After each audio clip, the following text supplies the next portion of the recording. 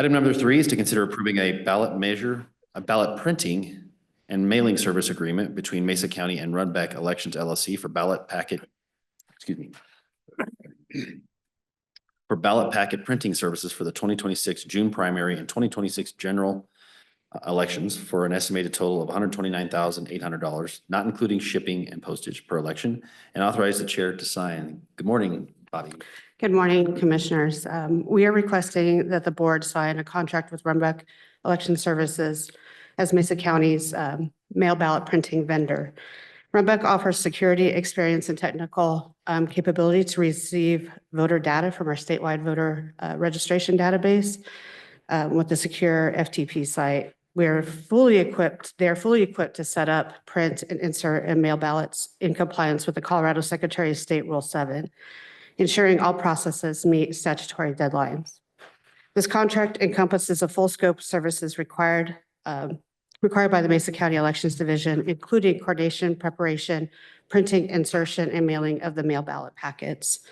Partnering with Runbeck allows us to work with professionals who possess the necessary equipment and expertise to conduct multiple quality audits and deliver a complete, accurate product on time. The need for this contract is driven by a high volume of work and strict timelines outlined in the Colorado Revised Statute and the Secretary of State rules. With approximately over 106,000 active registered electors, the workload far exceeds the capability of Mesa County's current staffing levels and in-house equipment. Mesa County has contracted with Runbeck since at least 2015. They have been a reliable and cost-conscious partner, consistently working with us to minimize cost increases. So the average cost per mail ballot packet would be 98 cents, excluding postage. Importantly, Runbeck has agreed each year to waive the delivery fee. So instead of our mail ballots being mailed in Arizona, we have them shipped directly to our Postal Service here. Well, where we meet the truck, we verify the seal that Runbeck has given us, that it's still on the truck. They also allow us to have real-time tracking of that truck that comes to our facility. So they haven't charged us in the past, and so we've really worked with them to try and keep that cost down. They also, in our current contract that they have lowered the cost of the ballot printing to offset the newly included setup fees that they added this year.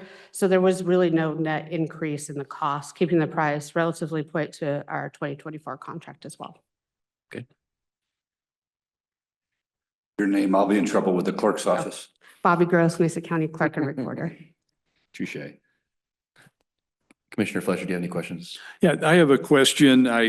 Just for clarification, when we mail out the ballots, I assume you have return ballots that come back, and I don't know the procedure on how we follow through with our statutory requirement when we have a return ballot. Yeah, so under the law, if we get a return ballot undeliverable, then at the end of the election, we take all those undeliverable ballots, and if somebody has not updated their address or come in and requested a new ballot, they become inactive. So that's how we can eventually get them off of our rolls. Must be some feedback from Bobby's phone. Maybe. Continue. My apologies. So once the ballot is returned at the end of the election, we go through each one of those and we mark that voter inactive, and they won't be able to get a ballot until they update their registration. And in the past that we had numerous, I assume we've had numerous ballots that are returned?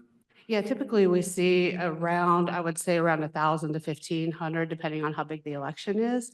And mostly it's what we've discovered a lot with our return ballots is our mobile population. So your military overseas, even your jail population and your homeless population. We see a lot of those returned. Thank you. You're welcome. Commissioner Daniel, any questions? I have no questions. When's the latest someone can register to vote or change their address before ballots are sent? So we have 8 days until election day that they can update, and we can mail them a ballot. After that 8-day window before election day, they wouldn't receive a ballot. Okay. They would have to come in person. All right, and then postage, how much do we pay on postage per item? So postage, we do get a discount because we do send bulk mailing. I'd have to look at my budget line to see. That's fine. But that's a big item in our budget. Okay. And was this competitively bid? Or was Runbeck the only one that bid on it?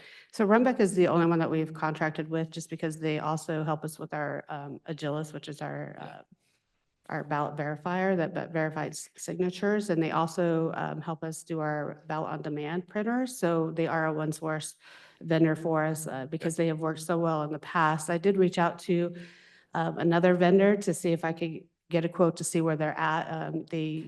It's ProVote. They service Denver, which is a large county, but they did not come back and so they didn't reach back out. That's fine. That's what I was getting at. It was a sole source and we meet the sole source requirements, council. All right, any other questions for clerk this morning? I don't have any. Okay, any questions or comments from the audience on this item? Okay, seeing none, I'll bring it back to the board and entertain a motion to enter this item or to approve this item as entered into the record. I so move. Second. All in favor? Aye. My motion carries 3-0.